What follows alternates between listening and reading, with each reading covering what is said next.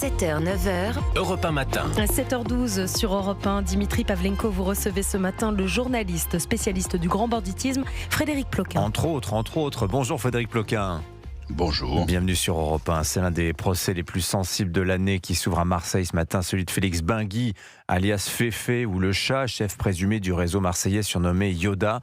Alors, réseau décimé aujourd'hui après sa guerre contre la DZ Mafia. Alors, ce Félix Benguy, Frédéric Ploquin, qui est-il ? Est-ce que vous pouvez nous le présenter ? Dans le journal, on disait que c'est vraiment l'un des membres de ce haut du spectre du narcotrafic.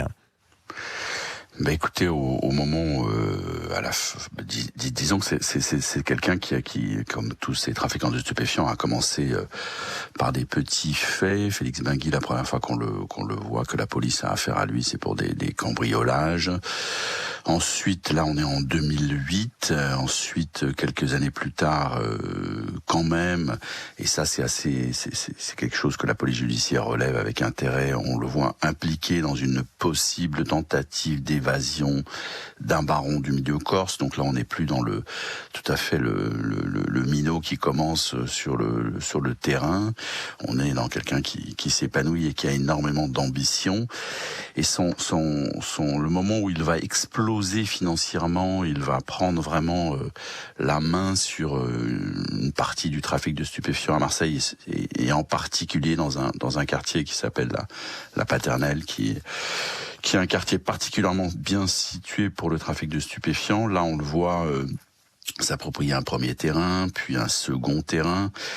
Et c'est là qu'il va y avoir cet affrontement colossal, cette bagarre titanesque entre le groupe que lui est en train de monter, auquel il donne le nom de Yoda, référence cinématographique évidemment, et en face un autre groupe qui n'existe pas encore vraiment, mais qui est incarné par un individu qui s'appelle lui Mehdi Laribi, qui est d'origine d'origine algérienne, et qui sort de prison, qui vient de faire 10 ans de prison pour avoir lui-même, lorsqu'il avait 20 ans, il a 30 ans lorsqu'il sort de prison, et il vient de purger 10 années de prison pour avoir assassiné, brûlé en mode barbecue à la Marseillaise dans le coffre d'une voiture 2 individus qui lui faisaient concurrence. Donc ce Mehdi Laribi sort de prison, il n'a pas encore créé la DZ Mafia, mais il a ça en tête.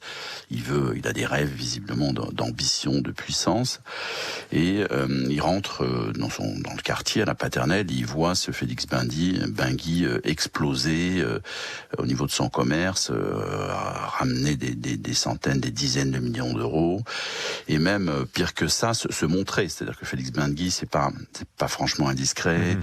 Il lui arrive de rouler en Ferrari, c'est pas vraiment très conseillé quand on est à ce poste-là. Et en plus, moi je me souviens d'une anecdote qui le caractérise bien sa personnalité, c'est que pendant la pandémie du Covid, il fait rentrer des millions. Il gagne énormément d'argent parce que c'est un point de deal accessible à Marseille, à pied, facile, etc. Et je me souviens qu'il avait fêté ses succès à Marseille en pleine pandémie avec, tenez-vous bien, un feu d'artifice dans sa cité. Donc c'est quelqu'un qui se la joue, comme on dit, qui en rajoute un petit peu. Et c'est là que va démarrer cet affrontement titanesque entre lui et c'est d'abord 2 hommes, entre lui et Mehdi Laribi, qu'on surnomme Tic. Il va y avoir une bagarre physique entre les deux à un moment donné au Nouvel An, lors des vacances de Nouvel An, dans une petite île en Thaïlande, entre deux. Et là, ça va être en gros une bagarre à la vie, à la mort entre les 2 clans. Celui qu'on connaît sous le nom des Yoda, et en face celui qui va s'affirmer comme la DZ Mafia, qui va prendre le pouvoir à Marseille. Alors, et au-delà, bien au-delà. Mehdi Laribi, d'ailleurs, que vous avez cité, il en va en être question lors du déplacement de Gérald Darmanin en Algérie, parce qu'il aurait dissimulé des avoirs très importants en Algérie. Le procès de Félix Benguy, il s'ouvre sous très haute protection policière, Frédéric Ploquin. Pour quelles raisons ? Que craignent vraiment les autorités ? Si vous voulez, on a depuis l'arrestation de Félix Benguy en mars 2024 au Maroc, cette fois grâce évidemment, et c'est là où juste un mot là-dessus, c'est tout l'enjeu de ces rapprochements diplomatiques avec les pays du Maghreb. En mars 2024, Félix Benguy n'est arrêté au Maroc que grâce au fait que la France parvient à réchauffer des relations qui étaient congelées entre la France et le Maroc. Là, l'enjeu, il est un peu semblable avec l'Algérie lors de ce voyage et des suivants qui auront lieu, et de celui du ministre de l'Intérieur récemment aussi en Algérie.